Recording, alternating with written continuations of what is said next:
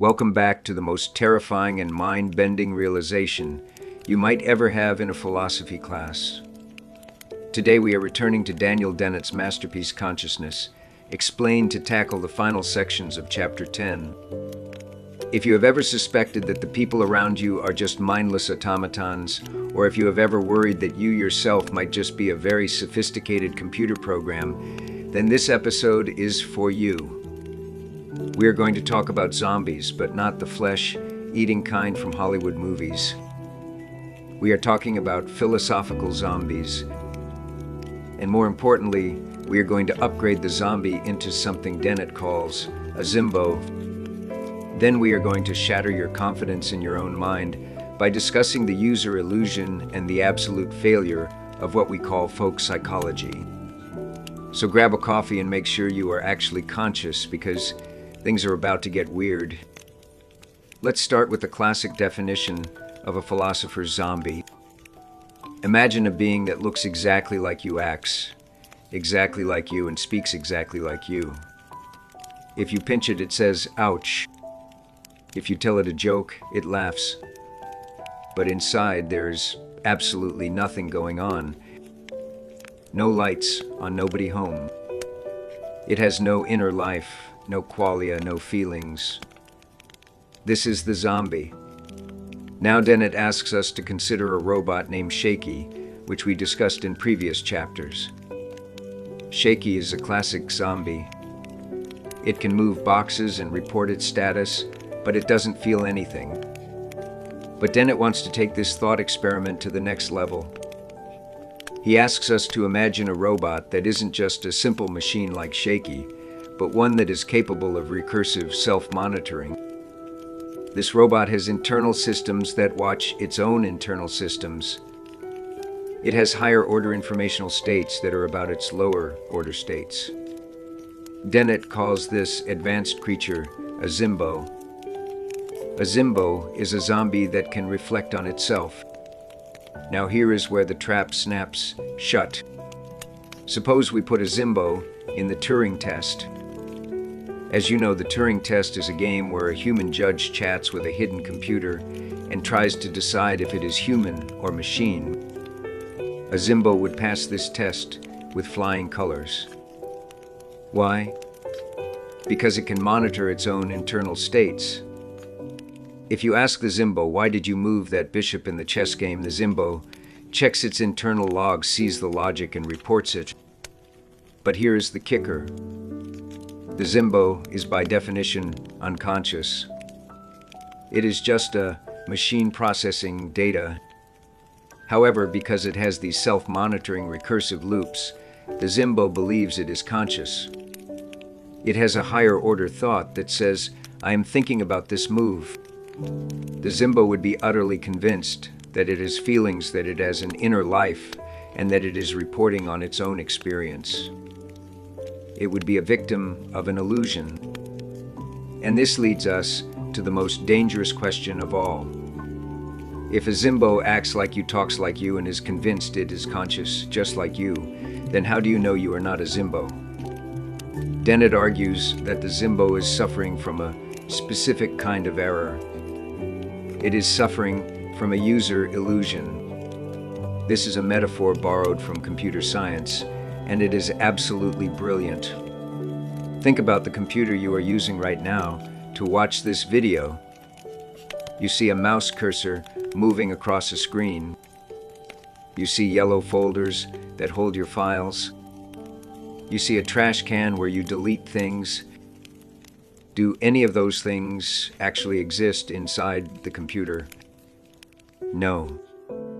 Inside the computer, there are just microscopic switches flipping between 0 and 1. There's no little yellow folder physically inside the hard drive. The desktop is a user illusion. It is a simplified graphical interface designed to allow the user to control the machine without knowing how the machine actually works. It is a benign illusion. Now apply this to your brain. Dennett suggests that your mind, your stream of consciousness, is the user illusion of the brain. It is the desktop interface. You feel like you are a user, sitting in the Cartesian theater of your mind watching the show and making decisions. But that feeling of being a user is just part of the interface. There is no little man inside your head controlling the brain. The brain is doing all the work, and you are just the graphical user interface that the brain generates to streamline its own operations. The Zimbo thinks it is conscious because it is running this user illusion software.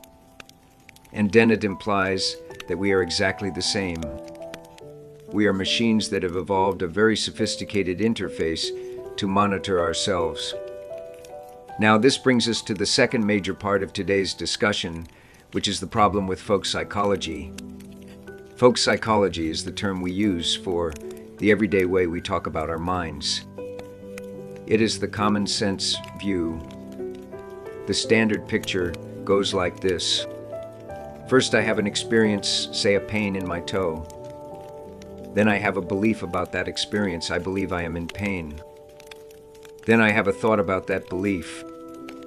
And finally, I decide to report that thought by saying, "Ouch, my toe hurts."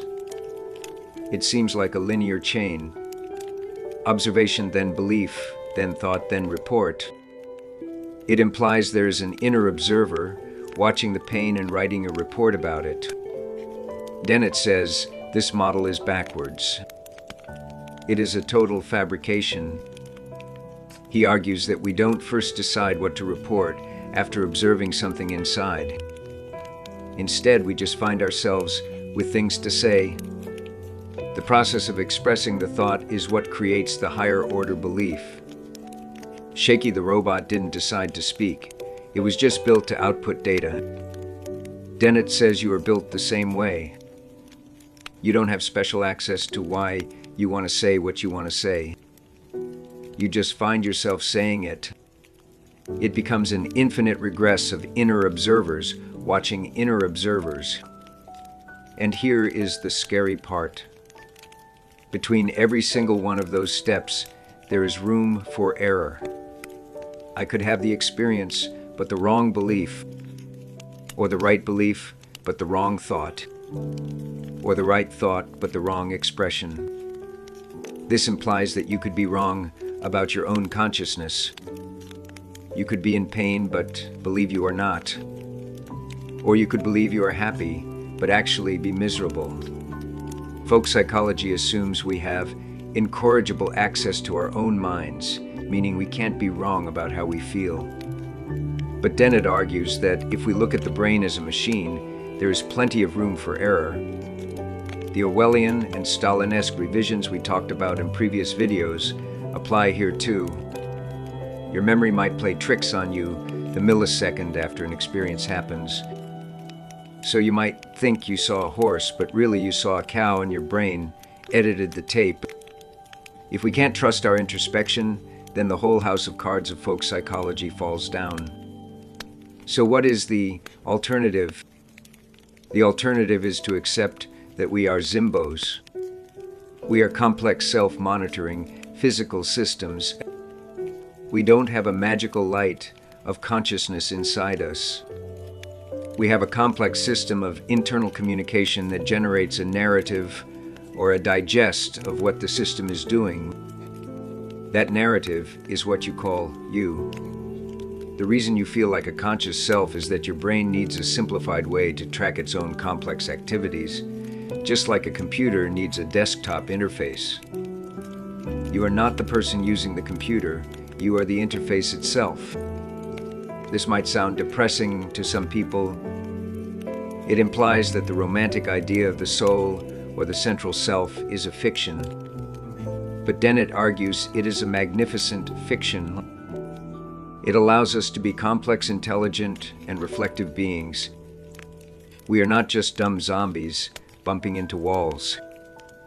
We are Zimbos capable of infinite loops of self-reflection. So the next time you find yourself thinking, "I am definitely conscious, I can feel this," just remember, that is exactly what a Zimbo would say. And that is exactly what the user illusion is designed to make you think. Thank you for joining me on this journey into the architecture of the mind. It is a little scary to think of ourselves as machines, but it is also awe-inspiring to see how complex these machines are. Keep reflecting, keep questioning, and don't let your user illusion crash. I will see you in the next video where we will try to rebuild the self from the ashes of folk psychology.